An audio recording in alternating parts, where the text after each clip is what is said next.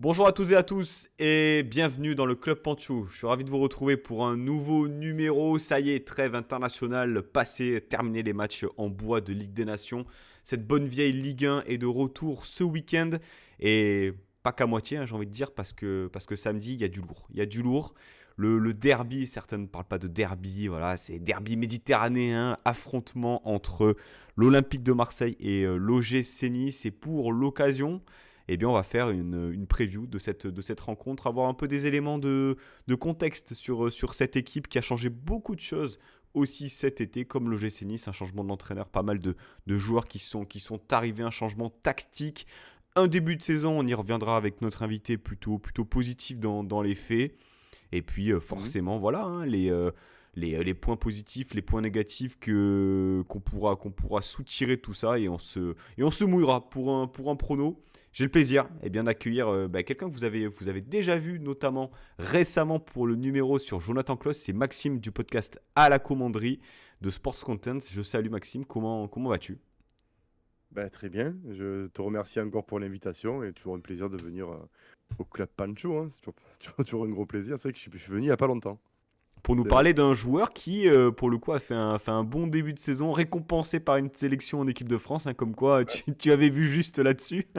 Je te l'avais dit, c'est la deuxième saison qui risque d'être un peu compliquée de chez vous, hein. Vous avez des belles boîtes de nuit, tout ça, donc c'est là, il est en repérage, donc il est tranquille, mais mais l'année prochaine, il va se lâcher. Non, mais écoute, on va y venir justement à Klaus, mais peut-être dans un premier temps, Maxime, est-ce que tu peux nous faire un petit retour sur la refondation, j'ai envie de dire, de l'Olympique de Marseille cet été, parce que L'énième refondation. l'énième projet de Ah Pablo ouais. Longoria dans une nouvelle partie Ah, Football Manager, qui cette fois-ci ah a ouais. vu Roberto De Zerbi. Il faut le dire quand même qu'à ce moment-là, c'est un gros coup, hein, d'un Ah, d'un c'est coach reconnu comme étant un très très bon tacticien qui était du côté de Brighton en Angleterre.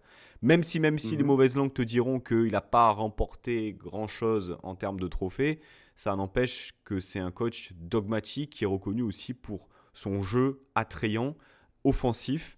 Maxime, déjà, voilà, comment tu as vécu cet été globalement en tant que, en tant que supporter marseillais? Alors déjà, en tant que supporter marseillais, en tant qu'administrateur d'un média, spécialiste de l'OM, j'ai passé un été transpirant. Parce que faut savoir aussi qu'il faut se remettre dans un contexte de l'arrivée de Zerbi, si tu me permets. C'est qu'on devait avoir Conceição qui devait venir. On avait, nos sources qui allaient dans le sens et d'ailleurs, pour la petite anecdote, il y avait une jet qui a été affrétée de Marseille pour aller à Porto pour aller chercher le technicien portugais. Donc on avait même fait, nous, sur notre page média, une thread sur Conceição, sur qui était le coach et tout, et cetera. Bon, pour ceux qui voulaient un peu avoir, un aspect, on va dire, plus précis et patatras, mais vraiment, hein, on apprend que Conceição ne monte pas dans l'avion et mais alors incroyable, tweet, dans la foulée de Romano nous disant que, Roberto De Zerbi, est en approche, plus. C'est lui qui se serait proposé, de ce qu'on sait. Déjà parce que la rencontre avec Longoria, il y a 2 ans, l'avait beaucoup plu et puis le fait d'avoir joué contre nous au Vélodrome, tout ça a fait qu'il était intéressé par le challenge. Et ça s'est fait très, très, très rapidement et nous, on était complètement pris de court, en fait, parce qu'on sortait à quelques jours un truc sur Conceição et on était persuadé que Conceição, allait venir et au final, tu te retrouves avec Roberto De Zerbi et je suis plutôt satisfait parce que je préférais, et je l'avais dit d'ailleurs dans une émission, nous concernant que, c'est vrai que c'était un peu tristouné parce qu'on finissait une saison très, très compliquée. C'est un podcast bilan de la commanderie et on m'avait posé la question: «Qu'est-ce que tu verrais pour l'année prochaine pour, arriver à ce qu'une saison sans Europe ne soit pas, une saison, pourrie?» J'ai dit: «Moi, pour moi, il faudrait, ce que Tapi disait, nous payer le prestige de ce qu'on n'a pas». En parlant à l'époque, il parlait notamment de Beckenbauer, quand il s'est payé Beckenbauer pour que Marseille rayonne et je dis: «Beh, il faudrait qu'on ait un coach». Alors à l'époque, je parlais de Mourinho, je parlais de De Zerbi. Je disais: «Il fallait qu'on ait un coach qui attire justement des joueurs pour qu'on puisse avoir un projet, pour qu'on puisse rebâtir» et écoute, ils m'ont entendu et je suis très content. puisque tu vois l'avenir, tu nous diras effectivement le résultat du match Là, de samedi à 19h. je vois pas grand-chose pour vous, les gars. Je suis désolé. Non, mais on en reparlera un peu plus tard. Mais en tout cas, c'est vrai que pour le coup, c'était assez énorme de faire venir un coach de cette trempe-là. Surtout dans une saison, Oui, comme tu l'as dit, Marseille n'est pas européen. Ça permet effectivement d'avoir une saison, entre guillemets, un peu de transition, si on peut l'appeler ainsi. On aime bien ce terme dans la communauté de l'OGC Nice, ah afin ouais, de bâtir une équipe armée pour ensuite viser l'Europe l'année prochaine, quoi. exactement. Après, c'est vrai que, on va dire vrai, De Zerbi qui arrive à Marseille, quand tu sais, voilà, qu'il vient de l'APL et qu'il a fait un très, très bon travail à Brighton. Il s'en va de Brighton parce qu'il y avait un problème de, on va dire, de compatibilité, au niveau des performances, quoi, hein. Il avait en première saison, il avait des McAllister, il avait, vraiment une grosse équipe qui jouait pas l'Europe. La deuxième année, il joue l'Europe, mais avec, un effectif moindre, ça l'a beaucoup touché.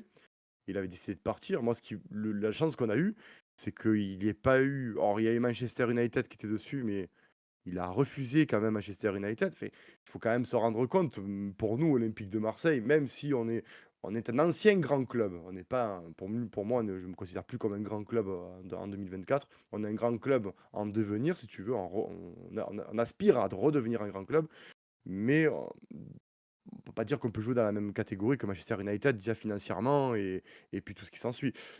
Un mec qui refuse Manchester pour venir chez toi, déjà tu te dis, ouf, ouais, c'est quand même. Bon, à ce moment, c'est vrai que Manchester, c'est un peu la galère, mais, euh, mais c'est inespéré. Et comme tu le dis, c'est vrai que bah, ça en est suivi derrière un mercato, parce qu'il est venu quand même avec son directeur sportif, avec Rossi, qui était son ancien adjoint à Sassuolo, hein. Pour ceux qui suivent la Serie A, euh, ben, c'est quand même que De Zerbi Rossi, c'est quand même, ça a très très bien travaillé à Sassuolo. D'ailleurs, quand ils sont partis, Sassuolo est maintenant en Série B. C'est quand même des personnes qui arrivent à dénicher le talent, et surtout, ils dénichent, ils ne font pas que ça, ils arrivent aussi à construire avec ces gens-là. Ils sortent des joueurs, ben, notamment Scamacca, pour pas les citer, quoi. Et Paul Lirola, quoi, qu'on a chez nous, mais que lui, c'est un peu plus compliqué pour lui. Mais non, Longoria, surtout Benassia, est désireux de fonder, on va dire, de remettre l'entité club au cœur de tout. Et on le voit avec comment ils ont géré le cas Mbemba aussi, hein. Mais et surtout d'avoir un coach charismatique avec lesquels ils arrivent à travailler. Pour le moment, ça se passe super bien. On verra quand tu auras un petit peu d'eau dans le gaz. Mais j'espère on aura fini cette lignée où quand tout va bien, c'est super. Et quand on commence à faire des matchs nuls pourris ou qu'on perde, ça y est, le coach il t'a viré. Non, non, il faut. Moi, j'ai toujours en mémoire Arteta, Arsenal quand il arrive, hein. C'était catastrophique au départ et maintenant, il a redressé le club et c'est merveilleux ce qu'il fait à Arsenal. Donc, il faut laisser le temps au coach. Voilà. Ouais, effectivement. Et puis aussi un gros mercato avec des noms quand même Mmh. particulièrement ronflants. Comment est-ce que Mmh. tu analyses ce mercato-là au global? C'est vrai qu'on en parlait un peu l'enregistrement. Non, Offensivement, tu peux difficilement faire mieux, on va dire clairement, en l'état.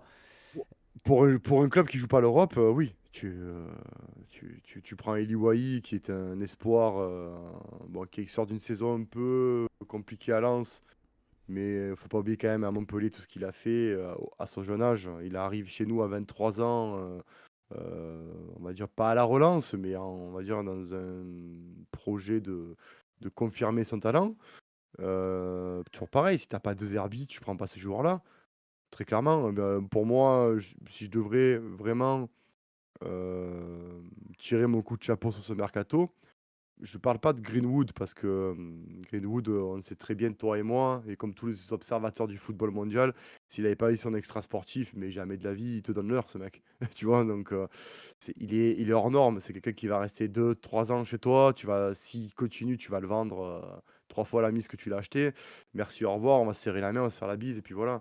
C'est voué à ça. Après, s'il reste chez nous, tant mieux, hein, je suis pas contre. Mais pour moi, un transfert qui c'est un prêt avec option d'achat, mais qui reste pour moi trop bien aperçu, c'est Pierre-Emile Højbjerg. Pierre-Emile Højbjerg. Tu arrives à taper du Pierre-Emile Højbjerg, tu joues pas l'Europe. Enfin, à Tottenham, bon, il était barré, mais il aurait pu signer largement dans un club de première ligue.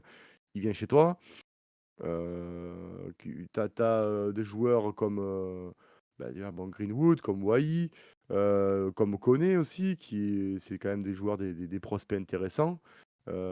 C'est une bonne base pour travailler. Quand tu as des trucs de joueurs comme ça, parce qu'Højbjerg, il a que 28 ans, c'est vrai que il est sur le marché du football depuis. Il a commencé très très jeune, vainqueur de Ligue des Champions avec le Bayern. Mais tu te dis, ce mec, tu pensais qu'il avait 35 ans, 36 ans. Non, non, il a que 28 ans. Roé, qui est un Rowe, je sais pas comment on le prononce, qui est un Anglais qui vient de Norwich, pareil, qui est un très très bon prospect anglais, à voir aussi côté gauche que ça va donner.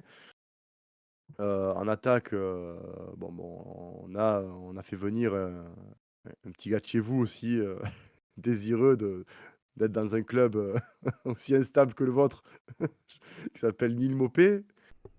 Euh, Terrible. Pareil, c'est terrible. Non, non, c'est pas terrible. Non, non, non, mais après, enfin, petit aparté là-dessus, parce que tu lances le sujet.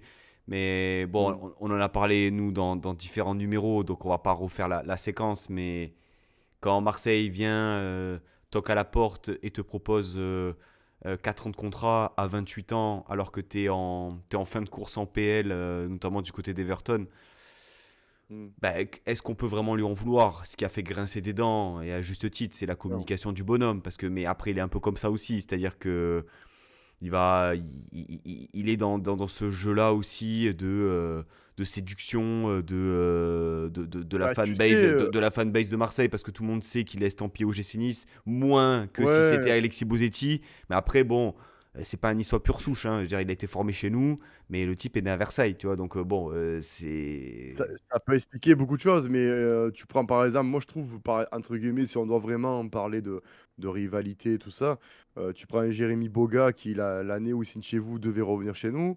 Lui, par contre, Marseillais pure souche, un petit gars de la SPTT Marseille, très bon club formateur d'ailleurs, qui devait revenir chez nous, tout ça, ça s'est pas fait. Et il va signer chez vous. À l'arrivée, c'est tant mieux pour vous parce que vous avez récupéré un ailier, de, bonne, de bon niveau. Mais après, voilà, ça fait partie du jeu, c'est comme ça, c'est les contrats, c'est les promesses. On commente, mais on ne sait pas ce qui se passe vraiment en coulisses. Donc on ne sait pas ce qui se dit, on ne sait pas quels sont les projets qui ont été proposés. Donc après, on va jamais dire que ben, nous, on vous a shippé Mopé, vous, vous nous avez shippé Boga, un partout, balle au centre, quoi. Donc on verra, on verra si Mopé fera une belle saison. Il Puis c'est aura un choix l'occasion de aussi de la se. direction sportive de l'OGC Nice de miser plutôt sur Youssoupha Moukoko à Nil Mopé. Je veux dire, au bout d'un moment, Ben, le temps nous Mokoko dira aussi, si effectivement le oui, choix était le meilleur. exactement. Mais pareil, Moukoko, pour moi, c'est un peu comme Greenwood, à moindre échelle, parce qu'il n'y a pas d'extra sportif. Mais je me dis, si Moukoko avait vraiment le potentiel qu'il promettait à Dortmund, il ne serait pas chez vous. Et il ne serait pas sur nos tablettes à nous. Il serait au Bayern de Munich ou. Tu vois. Donc après, Moukoko, moi, j'étais content personnellement qu'il vienne parce que ça reste quand même un espoir. Il n'est pas cramé. Mais il faut se poser des questions, tu vois. Le mec, pourquoi il vient en France? Pourquoi il vient pas. Tu vois, je suis toujours dubitatif sur ce genre de joueurs, Hmm. des joueurs comme ça qui sont dans des clubs comme Dortmund où ils ont eu l'occasion de s'exprimer parce qu'à 15 ans, il marque. Le mec, c'était quand même une révélation hein, Hmm. du côté de la Bundes. Et du jour au lendemain, plus rien, cramé, il joue plus. Et derrière, ça l'annonce à l'OM, et bon, il vient chez vous. Il vient jouer une Europa League, c'est très bien. J'espère pour vous que ça va pallier l'absence de votre attaquant là, qui s'est honteusement fait les croisés dans votre dans la douche. J'ai appris ça.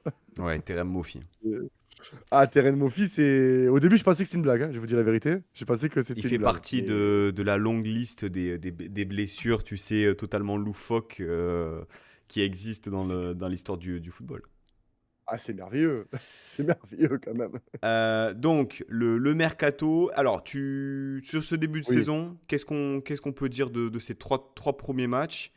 Et tu me disais que défensivement, quand même, sur l'animation défensive et sur peut-être la profondeur de banc, tu avais peut-être des doutes sur cette saison. Comment Ouais, est-ce que tu alors, as ressenti ça et plus globalement les 3 premiers matchs de l'Olympique de Marseille?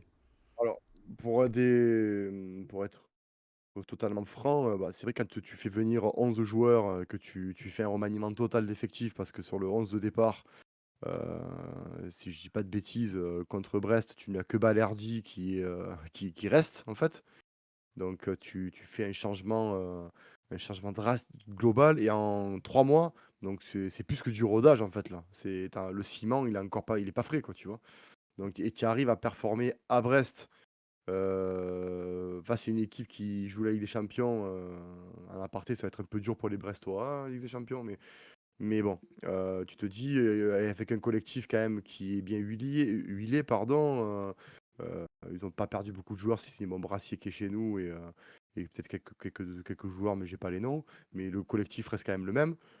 Je m'attendais à ce qu'on gagne pas là-bas, parce que je me dis: «Nous, on est un très gros rodage», tu tombes contre Brest qui est un morceau pour jouer la Ligue des Champions. Force est de constater qu'on les a tactiquement broyés et très rapidement avec grâce à Greenwood.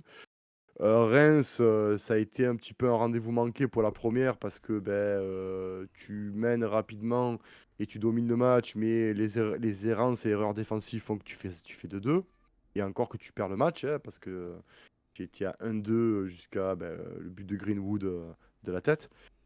Et tu te déplaces à Toulouse, j'étais, on va dire, observateur. J'étais ni, je passais j'étais pas le supporter de base en disant: «On va les éclater, on va les tuer», parce que les 10 premières minutes, tu prends quand même un peu le bouillon défensivement et rapidement, en fait, la tactique de De Zerbi étant en place, en fait, on je pense que pour vous, c'est le meilleur moment de nous prendre, très Pourquoi? clairement. Bon, il y a du rodage, trêve internationale, bon, c'est vrai qu'on n'a pas eu beaucoup d'internationaux qui sont partis, mis à part Højbjerg, heu, là, comme ça de tête, là, j'en vois pas énorme qui sont partis, donc le plus gros, il y a 80 de l'effectif qui a quand même bossé à la commanderie, donc ça aide. Mais on est quand même encore une équipe qui est en rodage. Tactiquement, on sort quand même de Jean-Louis Gasset et de comment ça s'appelle? De Gattuso où tactiquement et dans l'animation, c'était ultra pauvre, c'était horrible et là, tu passes à un De Zerbi où il faut tout réapprendre le football, en fait, hein, très Mmh. clairement, hein. Il faut que ces gens-là réapprennent le football, en fait, on en est là et c'est vrai que, ça demande du temps. Tu peux pas, apprendre une tactique et une philosophie de jeu en 2 mois. Donc c'est vrai que, s on va dire votre point fort à vous, ça serait justement les erreurs défensives et les errances qu'on peut avoir, notamment avec des Cornelius qui doivent encore s'acclimater à la Ligue 1, un Brassier qui doit se chercher encore, aussi. Et c'est vrai que tout dépendra de l'animation de ce que va mettre De Zerbi en place, parce que De Zerbi, contrairement à ce qu'on a eu avant, a plusieurs cordes à son arc. Je je pense qu'il va sur le papier commencer à 4 défenseurs, mais ça va être une tactique qui va rapidement finir à 3. Donc, oui, de toute façon, Balerdi n'étant pas là, ça va être forcément Cornelius et Brassier. Donc, oui, c'est sûr que si vous avez vos attaquants en forme et qui percutent, généralement, on a premières minutes du match, on est un peu dans l'observation. Donc, c'est à vous de, on va dire, à ce moment-là, de nous faire du mal. Mais concrètement, ça va être compliqué pour vous dans le jeu, Ouais. concrètement. Alors, quand tu dis concrètement, enfin, quand tu dis ça, donc c'est quoi? C'est en rodage, c'est-à-dire un manque de régularité sur la performance tout le long de la rencontre? Et avec des Non, moments, des temps faibles où tu concèdes des occasions?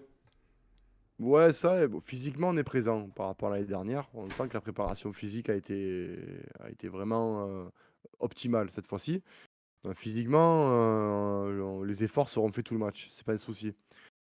Après, oui, là où on est en rodage tactiquement, c'est, on va dire, sur les combinaisons, sur le jeu de passe encore. Tu sens quand même que ça se cherche encore. Tu vois, c'est pas, notamment devant. C'est vrai qu'on a la chance d'avoir Greenwood, Wai et côté gauche, en Reu. Alors c'est vrai qu'en ce moment, on joue plus en 4-2-3-1 avec Harit en 10 qui normalement devait partir, mais son début de saison est stratosphérique, Harit. Il est transfiguré. Donc De Zerbi l'a transfiguré parce que l'année dernière, il servait à rien concrètement. Là, par contre, ce n'est plus le même Amin Harit. Là où on attendait peut-être plus un Carboni, je pense qu'Amin Harit est en train de faire son trou tranquillement.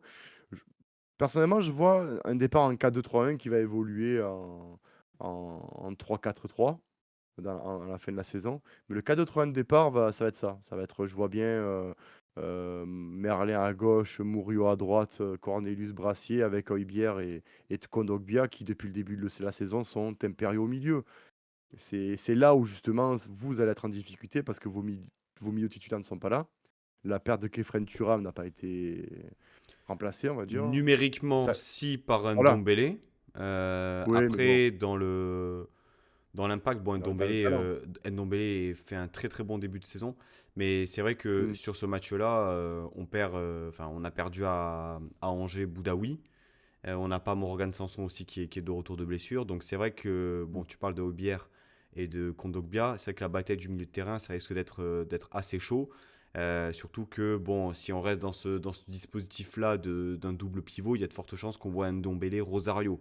Rosario qui est un bon C'est- soldat, mais mm. qui va se retrouver titulaire au Vélodrome, alors que jusqu'à présent, voilà, c'était pas non plus l'homme de Ouais. base du milieu de terrain, quoi. Voilà, donc après, pour moi, c'est ça. Après, il y a un contexte aussi qu'il faudra pas oublier, c'est que c'est les 125 ans du club. Donc, gros tifo, grosse ambiance. Pour l'occasion, le club a sorti un maillot collector, encore un petit coup marketing de la part de McCourt et de Longoria. Mais donc, il va y avoir un contexte assez particulier. La dernière fois, c'était pour les 120 ans, c'était contre Saint-Etienne. C'était chaud bouillant et c'était un match de folie. Là, moi, je m'attends à ce que ce soit un match de folie, concrètement. Alors justement, Concrètement. tu as dit à un moment que ça allait être compliqué pour nous. Par rapport Mm. à la bataille du milieu, tu penses que Marseille va être dominant aussi par rapport, enfin sur quel aspect du jeu? C'est quel point fort aujourd'hui l'OM de Ah, De la Zerbi? conservation. Ouais. La conservation du ballon. Là où on était totalement nul l'année dernière, de toute façon, c'est pas compliqué par rapport à l'année dernière. Il suffit que tu saches jouer au ballon et tu seras meilleur. Mais euh, la conservation du ballon, on l'a vu contre Toulouse. Les Toulousains nous ont pressés d'entrée de jeu. Ça a failli faire but tout début de match. On les a éteints parce que il y a cette intelligence tactique demandée par De Zerbi qui fonctionne. Et tu as les joueurs pour ça, surtout. Parce que tu peux avoir un plan de jeu dans la tête. Si tu n'as pas des bons soldats, comme tu dis, pour appliquer les consignes du coach, c'est compliqué, très rapidement compliqué. Si tu n'as que des écervelés ou c'est compliqué. Là, on sent quand même qu'il y a une intelligence tactique. Il y a moi, je suis vraiment. En fait, tout le monde a le visu sur Greenwood. Parce que c'est l'attraction, on va dire, de la Ligue 1 et de l'OM. Mais Højbjerg, Kondogbia, c'est très costaud. C'est très costaud, c'est très intelligent. Les replis sont faits de manière parfaite. Franchement, j'ai plus vu ça depuis un bon moment à l'OM. Et on a un milieu de classe internationale, de toute façon. Donc,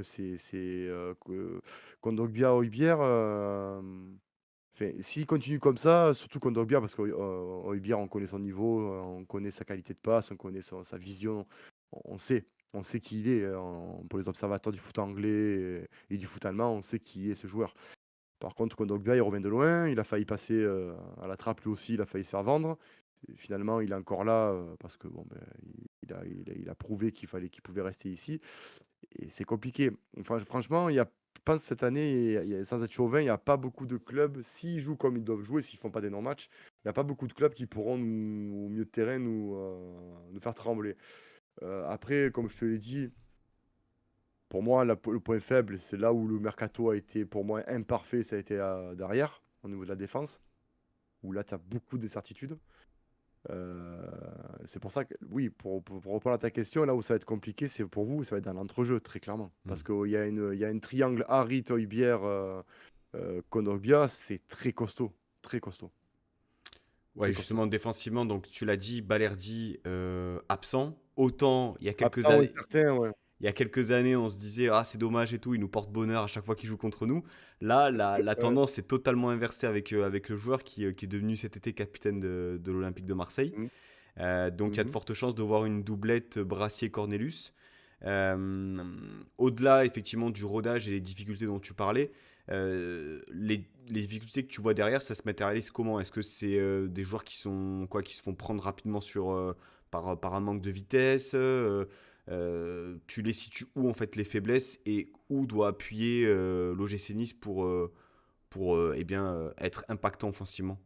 Ah, je vais faire l'instant sadomaso, je vais m'auto-flageller. Alors, comment faire pour que vous marquiez un but? C'est simple, hein. C'est Non, c'est mais très simple. tu as regardé les matchs de Mais Marseille, donc alors oui, oui, tu oui, vois les alors défauts. attends, je me flagelle un peu.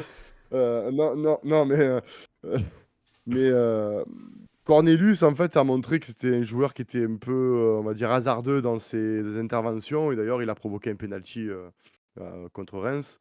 Et non, contre Brest, pardon. Et contre Reims, il a été un peu trop dur sur l'homme. Il a une période d'acclimatation quand même, Cornelius. On voit quand même que c'est pas un joueur dégueulasse, hein, c'est pas une fraude, mais il est trop dur encore. Et je pense que s'il y a des incursions offensives, on va dire un pressing offensif de votre part, il va faire faute. Donc c'est malheureux.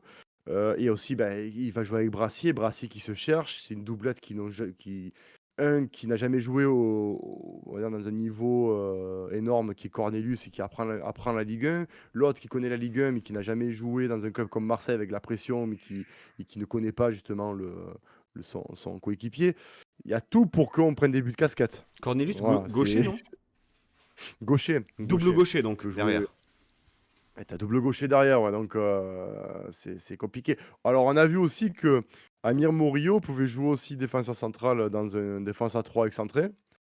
Donc c'est pour ça, je me dis, est-ce que ça va plutôt être peut-être un 3-4-3 qui va se profiler, ou un 4 ou un 3-2, un peu une tactique à la Tudor comme il faisait à l'époque là, un empilage là, un 3-2-2, je sais pas. C'est vrai que là, c'est un peu compliqué, comme tu dis, double gaucher dans l'axe. Pour les relances, voilà, surtout qu'en plus, voilà, on n'a pas Virgil van Dijk derrière, et Laurent Blanc, tu vois? Donc, voilà, donc c'est un peu hasardeux à ce niveau-là. Mais après, je me dis, si tu as un autre milieu de terrain qui fait son boulot, qui arrive à neutraliser vos joueurs créatifs, normalement, ils ne seront pas emmerdés.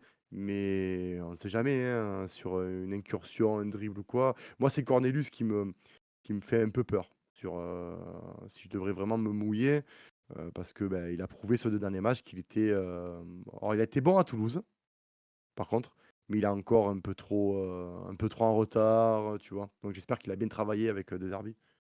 J'espère. Bon, bah écoutez, voilà, la cellule de performance, si vous passez par cette émission, sachez que voilà, mettez tout sur Cornelius si celui-ci est amené à être titulaire. Non, mais juste pour amener des éléments un peu de Mmh. réponse à ce que tu dis là. Nice, cette année, c'est très fort dans les transitions. C'est-à-dire Mmh. vraiment la capacité à se replier et à exploser sur des phases de contre-attaque, mais également à exploiter les erreurs défensives et à être extrêmement vertical. Mais c'est un avantage comme c'est un inconvénient. C'est-à-dire que tu te projettes tellement que si tu fais pas ton travail de transition défensive, derrière, bah, t'as un trou béant en fait entre le Ah milieu oui? de terrain et Ouais. la défense. Donc en fait, Et c'est un jeu peut-être qui va être un peu moins osé comme on l'a vu à Angers, mais qui est un peu une marque de fabrique aussi de Aise, à savoir marquer des buts, quoi, tout simplement. c'est ce que j'allais te dire, c'est Francaise l'a montré sur son passage à Lens, où il a fait du très, très bon travail. Voilà, il y a une phase pour vous aussi de construction, hein, il va pas tout révolutionner comme ça, Aise, hein, il va falloir des joueurs, il va falloir pareil qu'il y ait une intelligence tactique aussi, parce que ce système-là demande beaucoup d'intelligence tactique, et surtout demande un physique irréprochable aussi. Mais nous aussi, hein, c'est un peu moins vertical des Zerbi, c'est un peu plus dans la conservation du ballon.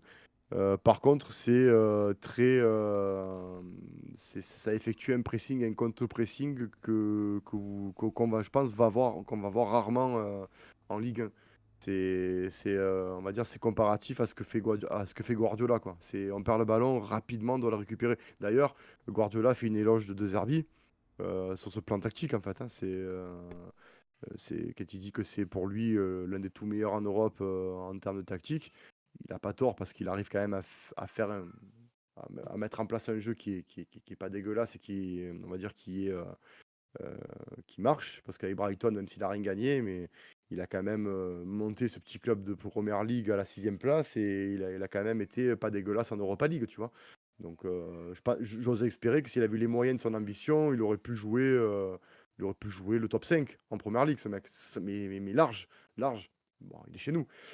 Donc voilà. Après, nous aussi, c'est un point faible aussi, ça. Tu vois, tu parlais à défendre, mais le point faible aussi, c'est que comme on a encore un rodage tactique, et ben, comme tu l'as dit pour toi, ben, nous, on est très bon. On est un peu similaire.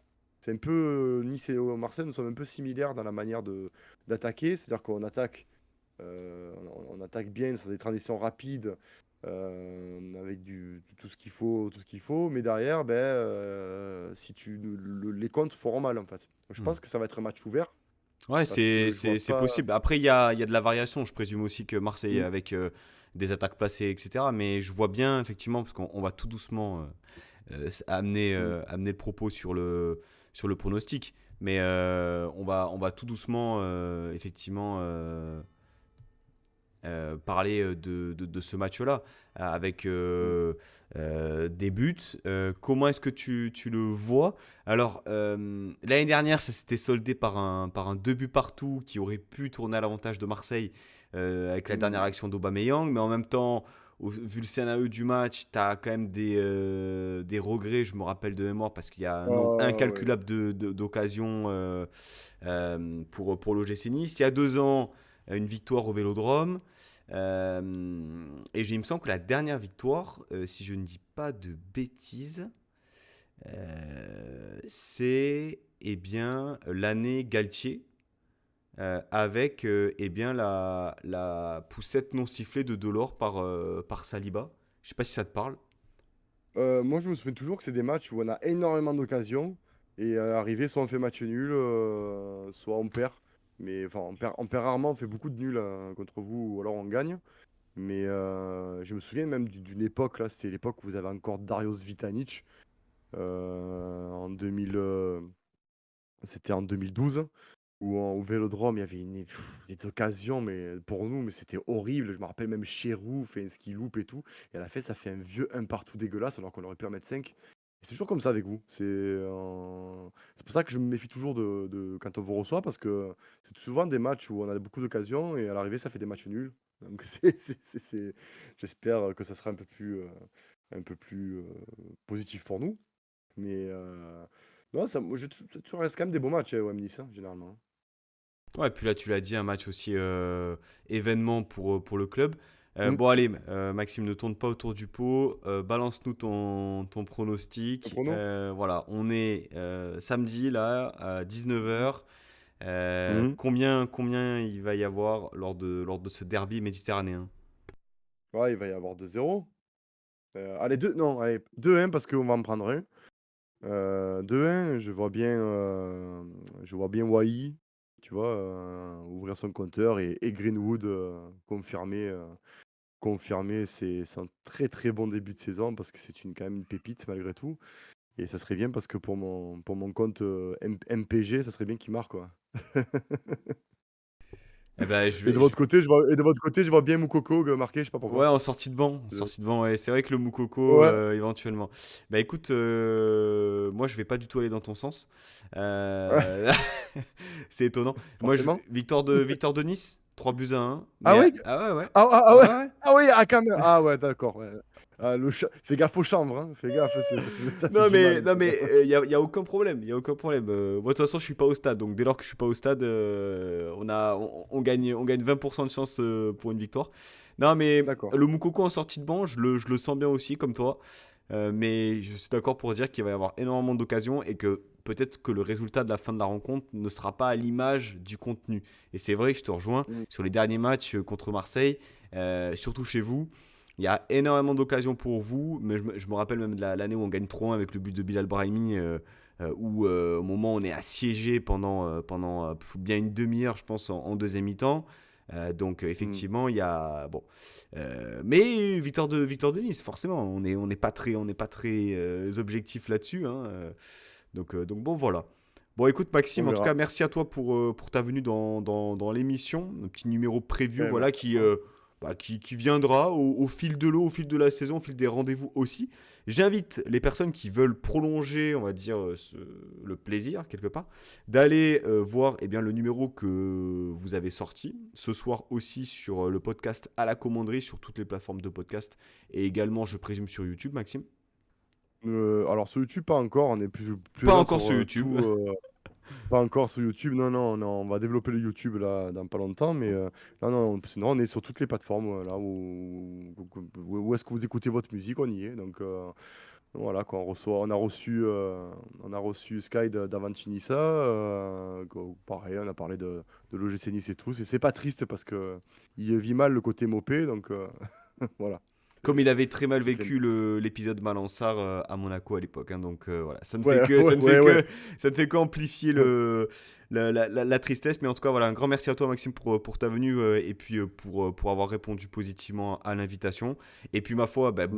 bon match à toi, bonne reprise de la Ligue 1. Le mois de septembre va être extrêmement chargé pour l'OGC Nice avec le début également de la Coupe d'Europe et des gros Mm. rendez-vous aussi. Le match également des 120 ans à domicile contre Saint-Etienne. Un gros mois de septembre qu'on va commencer eh bien, dès samedi au Vélodrome. Maxime, merci à toi. Et puis nous, on se dit Merci à à toi. très vite pour eh bien, le débrief de Marseille-Nice. Salut, salut. Salut, salut.